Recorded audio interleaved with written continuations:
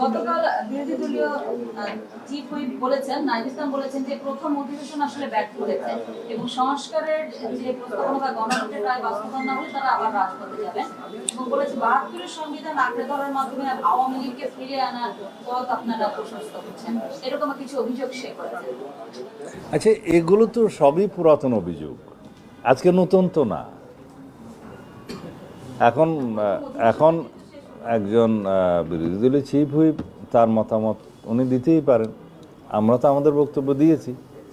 ইতিহাসের মধ্যে সবচেয়ে সফল অধিবেশন ছিল এই অধিবেশন। দীর্ঘ ১৭ বছরের পরে গণতান্ত্রিকভাবে নির্বাচিত এই পার্লামেন্টের প্রথম অধিবেশন ছিল সবচেয়ে লাইভলি, ভাইব্রেন্ট, এবং এই পার্লামেন্টের কন্ট্রিবিউশন ছিল ইতিহাসের মধ্যে সবচেয়ে বেশি আইন প্রণয়ন হয়েছে এই পার্লামেন্টে। সবচেয়ে বেশি বিতর্ক না হলেও সৌহার্দ্যপূর্ণ পরিবেশে বিতর্ক হয়েছে এই পার্লামেন্টে। এখানে পজিশন ছিল, অপোজিশন ছিল, সবার বক্তব্য ছিল, কিন্তু ভ্রাতৃত্বপূর্ণ একটা সম্পর্ক ছিল, সৌহার্দ্যপূর্ণ সম্পর্ক ছিল।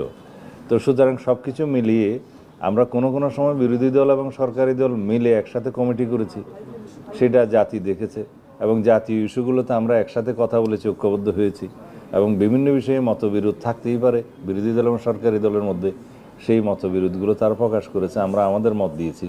এই ডিবেটটা তো হবেই, এই দ্বিমত এবং ভিন্নমত পোষণ করার জন্যই তো গণতন্ত্র। তো সুতরাং তার বক্তব্য তিনি দিয়েছেন, আমার বক্তব্য আমি দিলাম।